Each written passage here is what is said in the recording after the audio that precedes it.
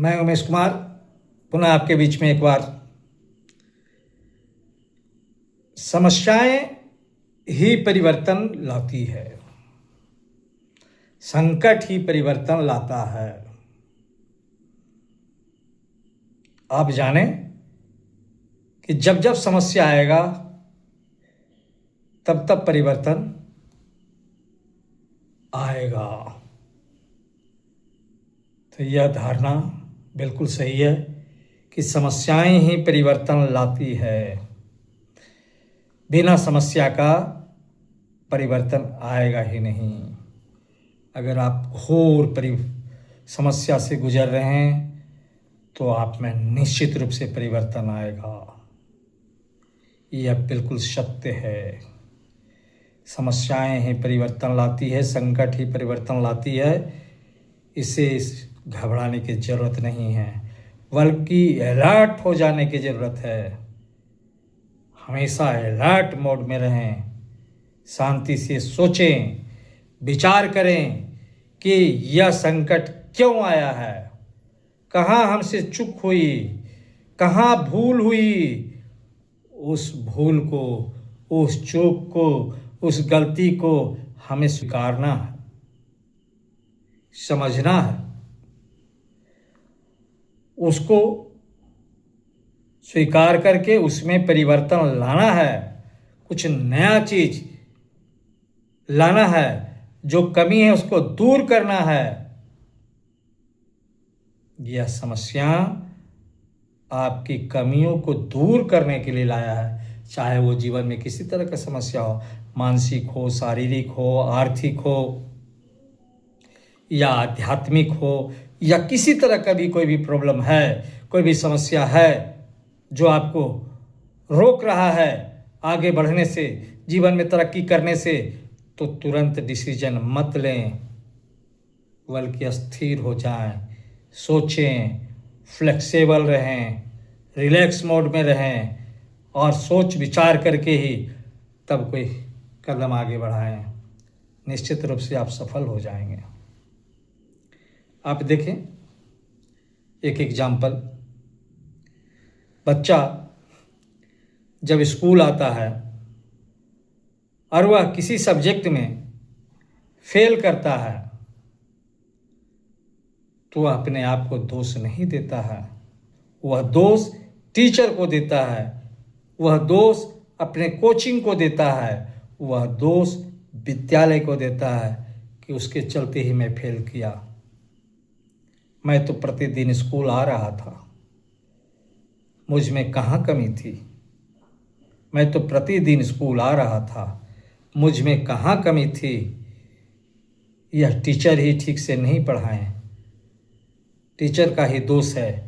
वह अपने माँ बाप को बताएगा, अब उसके माँ बाप भी उस बच्चों के ऊपर विश्वास करेंगे और कहेंगे ज़रूर इसमें हमारा बेटा या बेटी का दोष नहीं है, बिल्कुल टीचर का ही दोष है।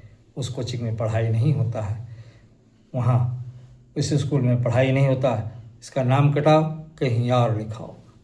और इस तरह से वह दूसरा जगह जाता है, तीसरा जगह जाता है, चौथा जगह जाता है, लेकिन इसका समस्या का समाधान नहीं होता है, क्योंकि वह टीचर, वह कोचिंग दोषी नहीं थे।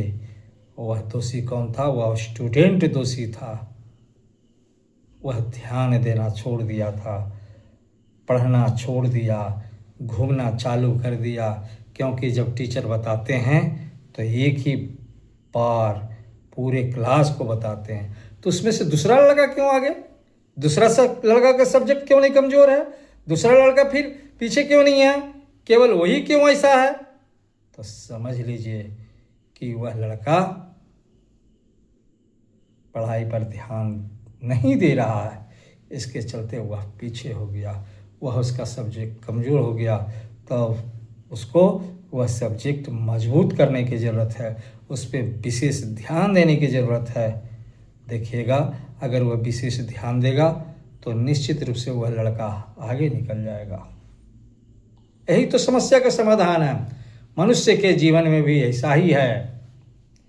जब मनुष्य किसी तरह का कोई समस्या से ग्रसित होता है तो अपना दोष नहीं देता है, बल्कि अपने परिवारों को दोषी ठहराता है, अपने भाई बंधु को दोषी ठहराता है, अपने आजू बाजू वाले को दोषी ठहराता है, अपने गोतिया को दोषी ठहराता है कि उसी के चलते मेरा यह दिन देखने को आया है। वह मुझे बद्दुआ दिया है, वह मुझे रोका है, वह मुझे सरापा है, तरह तरह का ब्लेम उस पर लगाना चालू कर देता है, जिससे उसकी समस्याएं और कठिन होती चली जाती है, जबकि उसे चाहिए था कि उसमें सुधार करें।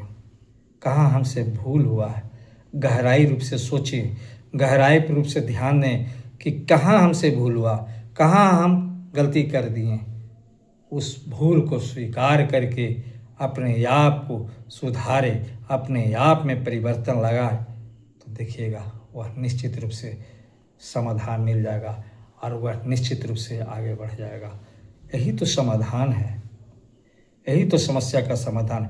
हर संकट परिवर्तन लाता है।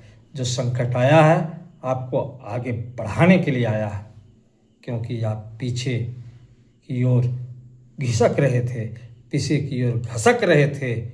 वह संकट आपको रोकने के लिए लाया है, आपको आगे बढ़ाने के लिए लाया है। तो यह आपको ध्यान देने की ज़रूरत है। आपको बिल्कुल वहाँ पर ठहर करके, रुक करके, सोच समझ करके, दूसरे को दोष न दे करके, सोच करके आगे बढ़ने की ज़रूरत है। अगर ऐसा करते हैं तो जीवन में ज़रूर आगे बढ़ेंगे। अगर यह वीडियो अगर अच्छा लग रहा है तो आप ज़रूर सब्सक्राइब करें, लाइक करें, शेयर करें अपने दोस्तों के पास में, अपने मित्रों के पास में, अपने संबंधियों के पास में, और उसे भी शेयर करने के लिए कहें, उसे भी लाइक करने के लिए कहें, उसे भी सब्सक्राइब करने के लिए कहें। तब तक के लिए इजाज़त। Thank you, thank you, thank you.